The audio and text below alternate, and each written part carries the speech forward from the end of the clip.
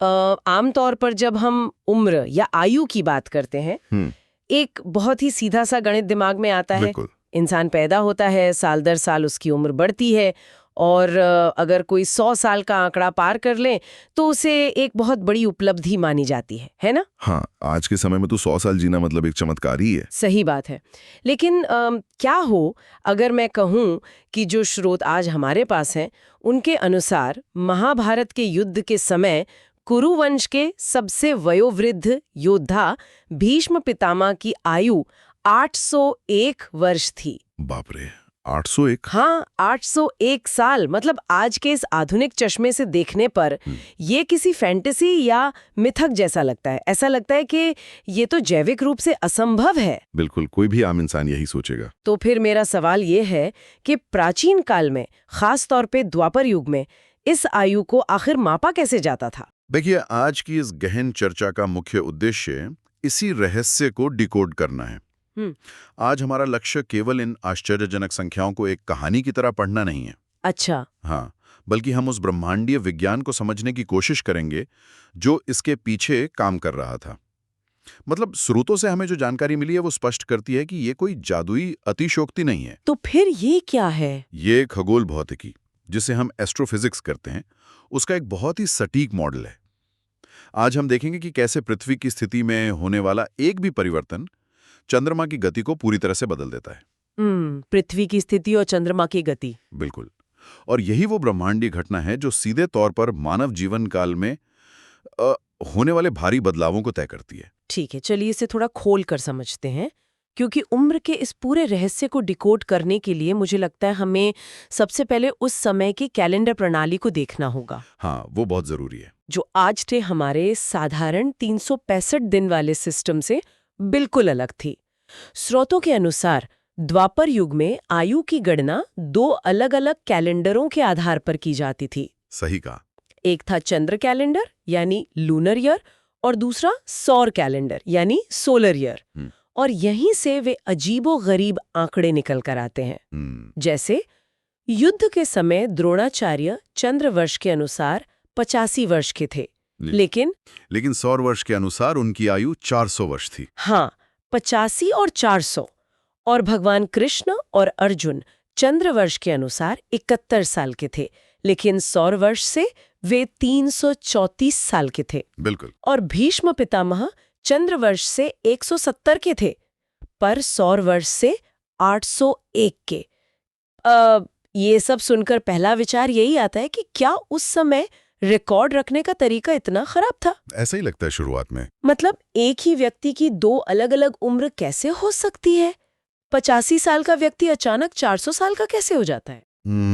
ये कोई गड़बड़ी नहीं थी, बल्कि एक बहुत ही जटिल गणितीय सूत्र था जो खगोलीय घटनाओं पर आधारित था। अच्छा, तो इसके पीछे कोई फॉर्मूला था? हाँ, बिल्कुल। स्रोतों में इसके लिए एक स्पष्ट सूत्र दिया गया है।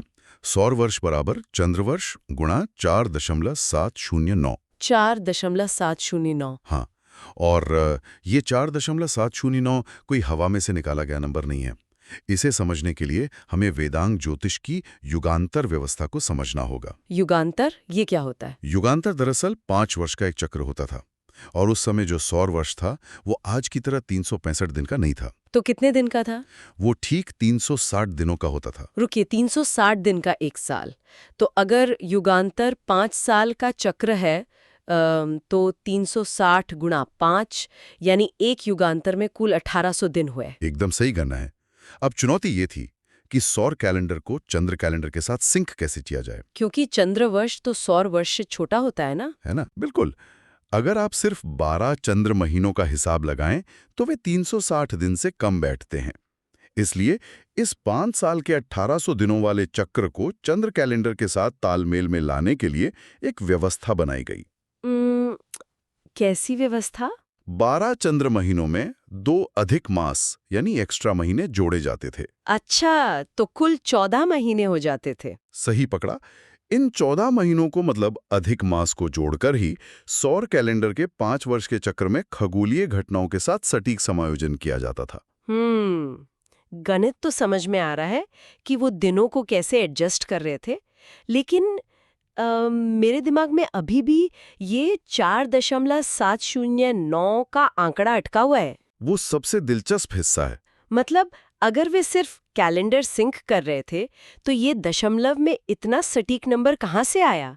इसका चंद्रमा की गति से क्या लेना देना है? देखिए, यहीं पर असली खगोल विज्ञान शुरू होता है। यहाँ जो बात सबसे हैरान करने वाली है वो ये है कि ये 4.709 का आंकड़ा सीधे तौर पर चंद्रमा की गति या उसकी वेलोसिटी है। चंद्रमा की वेलोसिटी। हाँ, आज के समय में अगर हम आसमान में देखें तो चंद्रमा को एक नक्षत्र को पार करने में लगभग 1 दिन का समय लगता है। सही है। लेकिन स्रोतों के अनुसार उस युग में चंद्रमा को एक नक्षत्र पार करने में 4.709 दिन लगते थे। 1 मिनट, क्या? अगर आज चंद्रमा एक नक्षत्र 1 दिन में पार कर रहा है और उस समय उसे 4.709 दिन लगते थे, तो इसका मतलब है कि चंद्रमा उस समय आज की तुलना में बहुत ज्यादा धीमा था। बिल्कुल। लगभग 5 गुना धीमा। लेकिन भौतिकी या फिजिक्स के हिसाब से ये थोड़ा अजीब लगता है। अगर युग बदलने के साथ पृथ्वी खिसक कर सूर्य के नजदीक आ रही है तो गुरुत्वाकर्षण के नियम के अनुसार कक्षा छोटी होने पर चीजों को तेजी से घूमना चाहिए ना? हाँ, सामान्य लॉजिक यही कहता है। तो फिर चंद्रमा धीमा कैसे हो रहा था? यह बहुत ही तार्किक सवाल है। सामान्य ऑर्बिटल मैकेनिक्स में यही होता है, लेकिन स्रोतों में जिस ब्रह्मांडीय घटना का जिक्र है वो केवल एक साधारण गुरुत्वाकर्षण का मामला नहीं है। तो फिर क्या है? इसे एक दबाव या प्रेशर के रूप में वर्णित किया गया है। प्रेशर? कहाँ से? स्रोतों के अनुसार हर 5 वर्ष के युग चक्र या फिर लाखों वर्षों के महायुग चक्र के अंत में देवराज इंद्र द्वारा स्वर्ग से सौर मंडल पर भारी दबाव डाला जाता है। और जब इस दबाव से पृथ्वी सूर्य के करीब धकेली जाती है तो वह एक खाली अंतरिक्ष में नहीं जा रही है, बल्कि वह सूर्य के अधिक सघन गुरुत्वाकर्षण क्षेत्र और कॉस्मिक दबाव वाले क्षेत्र में प्रवेश कर रही है। अच्छा, मतलब एक बहुत ही डेंस एरिया में जा रही है। एकदम सही। इस बाहरी दबाव के कारण चंद्रमा की कक्षा पर एक ड्रैग या खिंचाव पैदा होता है। इसी भारी ब्रह्मांडीय ड्रैग के कारण चंद्रमा का वेग और उसकी डिग्री दोनों बदल जाती हैं। और इसी वजह से वो धीमा हो जाता है। ये एक तरह के प्रतिरोध या ड्रैग का सामना करने की बात है। इसे विजुलाइज करने के लिए क्या हम इसे साइकिल के गियर सिस्टम की तरह देख सकते हैं? साइकिल का गियर सिस्टम कैसे? मतलब मान लीजिए कि साइकिल की चेन हमारी पृथ्वी है और बीच का जो पहिया या क्रैंक है वो सूर्य है। जब चेन केंद्र से सबसे दूर और सबसे बड़े गियर पर होती है तो वो सत्ययुग है। बहुत बढ़िया उदाहरण है। वहाँ पृथ्वी अपनी अधिकतम दूरी पर है और दबाव बहुत कम है। लेकिन जैसे जैसे हम गियर बदलते हैं चेन केंद्र के नजदीक और छोटे गियर्स पर आती जाती है। और जब ये चेन सूर्य के बिल्कुल करीब सबसे छोटे गियर पर आ जाती है तो वो दबाव से भरा कलयुग है। आपकी एनालॉजी एकदम सही दिशा में है। और अगर आप इसे स्रोतों में दिए गए प्राचीन डिजाइन से जोड़ें तो ये यज्ञ कुंड के ढांचे से बिल्कुल मेल खाता है। यज्ञ कुंड? वो कैसे? देखिए, यज्ञ कुंड की सबसे निचली सतह जो वेदी होती है वो सबसे चौड़ी होती है। वो सत्ययुग है। अच्छा। फिर उसके ऊपर की पहली मेखला त्रेता युग, मध्य मेखला द्वापर युग और सबसे ऊपरी जो सबसे संकरी मेखला है वो कलयुग को दर्शाती है। ओह, तो आकार सिकुड़ता जा रहा है। बिल्कुल। यानी हर युग के अंत में इस ब्रह्मांडीय दबाव से पृथ्वी एक कदम आगे और नीचे केंद्र की ओर सिकुड़ती जा रही है। यहाँ आकर बात वाकई बहुत दिलचस्प हो जाती है, क्योंकि यह पृथ्वी का खिसकना सिर्फ कोई खगोलीय डेटा पॉइंट नहीं है जिसका असर केवल चंद्रमा पर पड़ रहा हो। स्रोतों में एक शब्द का प्रयोग किया गया है, पुरुष तत्व का कमजोर होना। हाँ, पुरुष तत्व ये बहुत ही महत्वपूर्ण अवधारणा है। तो जैसे जैसे पृथ्वी सूर्य के करीब आती है इसका पुरुष तत्व कमजोर पड़ जाता है। इसका जैविक मतलब क्या है? क्या ये पृथ्वी की ऊर्जा या जीवन देने की क्षमता से जुड़ा है? बिल्कुल सही कहा। पुरुष तत्व को आप पृथ्वी की मूल जनन क्षमता या उसकी वाइटैलिटी समझ सकते हैं। जीवन शक्ति। हाँ, जब पृथ्वी सूर्य से दूर सत्ययुग की स्थिति में होती है तो ये तत्व अपने चरम पर होता है। लेकिन सूर्य के नजदीक आने पर जो भारी ब्रह्मांडीय विकिरण और दबाव पड़ता है वो इस सूक्ष्म ऊर्जा को जला देता है या कमजोर कर देता है। और इसका असर हम पर पड़ता है? सीधा असर। पृथ्वी पर रहने वाले प्राणियों के शरीरों और उनकी उम्र पर इसका सीधा असर पड़ता है। इसी कमजोर होते पुरुष तत्व के कारण मानव आयु का पतन होता है। और ये पतन कोई छोटा मोटा नहीं है। स्रोतों में वर्णित मानव आयु का जो खाका है वो सच में चौंकाने वाला है। बिल्कुल, आंकड़े बहुत हैरान करते हैं। देखिए, सतयुग में जब पुरुष तत्व सबसे मजबूत था, मनुष्य की आयु 1 लाख वर्ष हुआ करती थी। 1 लाख वर्ष? हाँ। फिर त्रेता युग में पृथ्वी सूर्य के करीब आई तो ये आयु घटकर सीधा 10,000 वर्ष रह गई। सीधा 1 जीरो कम हो गया? बिल्कुल। द्वापर युग में ये 1000 वर्ष हो गई और कलयुग की शुरुआत में ये 100 वर्ष पर आ गई। इसका तो बाकायदा एक मल्टीप्लायर सिस्टम है जहां आप हर युग की आयु निकाल सकते हैं। सही बात है। और सबसे डरावनी बात जो स्रोतों में कही गई है वो ये कि कलयुग के अंत तक मनुष्यों की आयु मात्र 20 वर्ष रह जाएगी। 20 साल? सोचिए, 20 साल की उम्र में पूरा जीवन काल समाप्त हो जाएगा।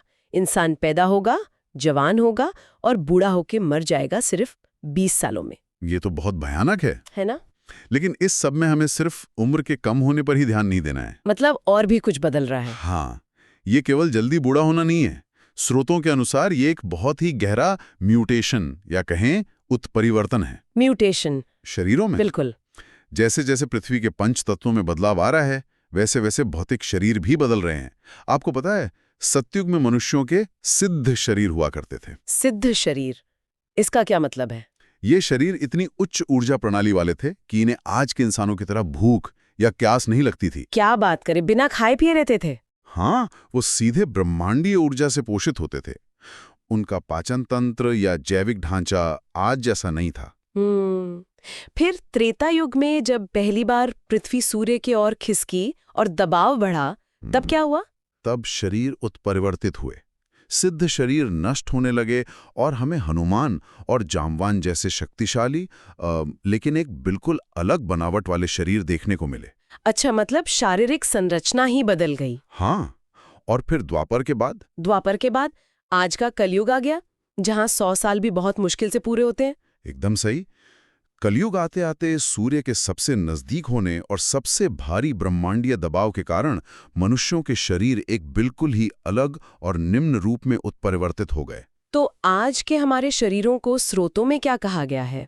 स्रोतों में इन आधुनिक शरीरों को मलेच्छ शरीर कहा गया है। मलेच्छ शरीर? हाँ, इन शरीरों की खास पहचान ये बताई गई है कि इन पर बहुत अधिक बाल होते हैं, दाढ़ी होती है, जो पुरानी युगों के उच्च शरीरों में नहीं होती थी। ह्यूमन एवोल्यूशन मानते हैं, जहां हम कहते हैं कि इंसान गुफाओं में रहता था, जंगलों में रहता था, शिकार करता था, वो सब दरअसल इन्हीं मलेच्छ शरीरों का इतिहास है। यही सबसे बड़ा पहलू है जिसे स्रोत स्पष्ट करते हैं।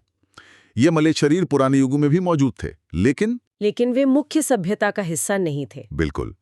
तब वे जंगलों और गुफाओं में रहने वाले जीव थे। युग बदलने के साथ साथ जैसे जैसे उच्च ऊर्जा वाले शरीर नष्ट होते गए, अंततः केवल यही मलेच्छ शरीर बच गए, क्योंकि यही इस नए कठोर वातावरण में जीवित रह सकते थे। सही कहा। आज पूरी पृथ्वी पर केवल यही एक प्रकार का शरीर बचा है। ये सुनकर तो लगता है कि हम एवोल्यूशन नहीं बल्कि डिवोल्यूशन देख रहे हैं। एक तरह से हाँ। लेकिन अगर पुरुष तत्व के कमजोर होने से हमारे शरीर इस हद तक बदल सकते हैं, तो खुद इस ग्रह, इस पृथ्वी की बनावट पर इसका क्या असर हो रहा है? मतलब इतने दबाव में तो भूगोल भी नहीं टिक सकता। आप बिल्कुल सही दिशा में सोच रही हैं। भूमि भी इस दबाव से अछूती नहीं है। तो जमीन के साथ क्या होता है? कलयुग के अंत में पृथ्वी का आकार सिकुड़कर सबसे छोटा हो जाता है।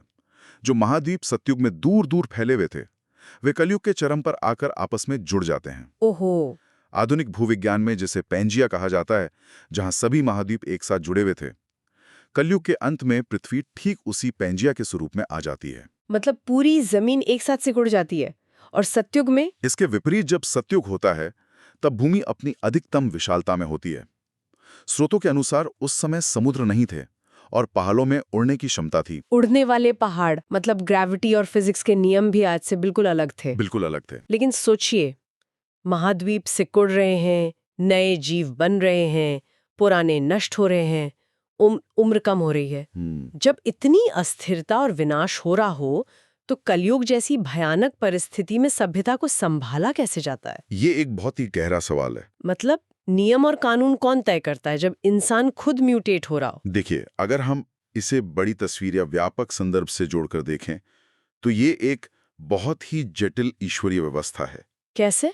कलयुग का जो शुरुआती हिस्सा है, जो लगभग 2,16,000 वर्ष का बताया गया है, उसमें देवता मनुष्यों के माध्यम से ही सभ्यता का मार्गदर्शन करते हैं। अच्छा, मतलब इंसान तब भी थोड़े बहुत लायक होते हैं? हाँ, लेकिन जब हम कलयुग के अंतिम भाग में पहुंचते हैं, जहां आसुरी तत्व 100% हावी हो जाते हैं और ध्रुव की दूरी बहुत बढ़ जाती है, तब देवता पृथ्वी के इन मलेच्छ शरीरों का त्याग कर देते हैं। त्याग कर देते हैं? तो फिर मार्गदर्शन कैसे होता है? सभ्यता तो पूरी तरह खत्म हो जाएगी। सभ्यता को पूर्ण विनाश से बचाने के लिए देवता पशुओं, पक्षियों, जलीय जीवों और यहाँ तक कि पेड़ों के माध्यम से नियमों का निर्माण करते हैं। पेड़ों और जानवरों के माध्यम से? हाँ, क्योंकि मानव शरीर इतना दूषित हो चुका होता है कि वो ब्रह्मांडीय ज्ञान ग्रहण करने के योग्य ही नहीं बचता। रुकिए, मुझे 1 मिनट ये सब प्रोसेस करने दीजिए। आराम से। हमने ऑर्बिटल ड्रैग की बात की, पृथ्वी के पैंजिया में बदलने की बात की, सिद्ध शरीरों से मलच शरीरों के म्यूटेशन की बात की। ये सब तो एस्ट्रोफिजिक्स और बायोलॉजी है। बिल्कुल है। लेकिन मैं वापस उस पहले सवाल पर आना चाहती हूँ। हमने द्रोणाचार्य और भीष्म के लिए 2 कैलेंडरों की बात की थी। हाँ, लूनर और सोलर कैलेंडर। अगर ये सब भौतिक बदलाव हो रहा था, तो उम्र को 2 अलग-अलग तरीकों से नापने की जरूरत ही क्या थी? तो इस सब का असल मतलब क्या है?